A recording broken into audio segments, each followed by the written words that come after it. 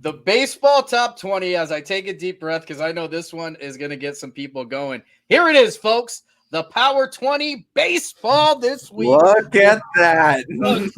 Widely different from last week. We have all kinds of jumps in this one.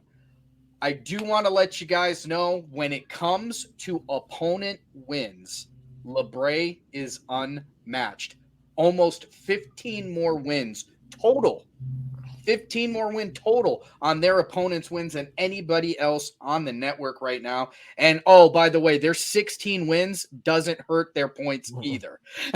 So LeBray is going to be our number one team. Hoban made themselves a big logo again this week as they go number 2.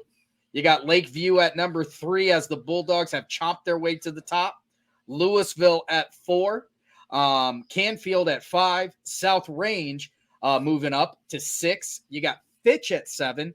Hubbard at 8. West Branch at 9. Garrettsville Garfield at 10. Edison at 11. Poland at 12. Ursuline holding tight at 13. You got Warren JFK at 14. McDonald at 15. Crestview at 16. Struthers at 17. At 18, Heartland Christian. 19 is Cardinal Mooney and Jackson Milton. Welcome to the show, Blue Jays, as they come in and round out the top 20. Before we get into this, there's one glaring argument that's going to be on this one that as I saw how the points kind of went through, I knew it was going to get brought up. Louisville did beat Hoban. Louisville did beat Hoban. But Hoban, his computer thing's whole body of work, that's the beauty of it. Hoban beat a 10-win Waynesdale team this week, whereas Louisville gets an impressive win over Massillon Perry. They only got 2 wins, and that was the difference. That's how close it is at the top. And the moment you keep worrying about them, there's this team in Cortland that will chomp you up because they're getting big wins too. And we talked about it too, like your opponent's wins after you beat them really help you as well. Like Hubbard is getting a lot of points Poland is getting a lot of points because they have a win over Hubbard, and Hubbard keeps winning. And think of LeBray. LeBray has 2 wins over Hubbard on this season too. So you get points even after you beat the team if the team keeps winning. So if you want to jump the power rankings, you have to root for the teams that you beat to win as much as possible after you beat them. Yeah, it's an absolute. It really hurts. It really hurts your points when a team doesn't have any wins. If you get a win over teams that don't have any wins, and especially if you're in the same conference as that team, because then you're going to play that team a couple times.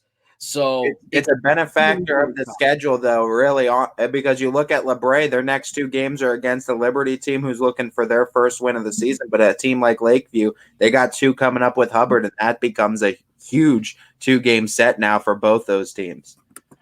And I just want to point out, because people might say, well, okay, then your toughest schedule is automatically going to make you a top 5 team no matter what you do. This is unfair. We can't control who we play. Not necessarily true. In softball, if we go back to those ones, the hardest schedule combined wins-wise is Boardman. And they're sitting at 13. So the hardest schedule does not necessarily mean that you're going to automatically be a top 5 team. It's what you do with that schedule that kind of determines that. So I was very interested. Boardman still has the hardest schedule when you think about wins and losses on opponents, and it's close with Fitch and Canfield. They all play almost the same teams, but Boardman's 13. So the toughest schedule of the YSN family doesn't necessarily mean you are going to be a top 5 team. And neither does your division placement. If you look at the makeup of this, there's a nice shakeout of Division 1, 2, and 3 teams in here.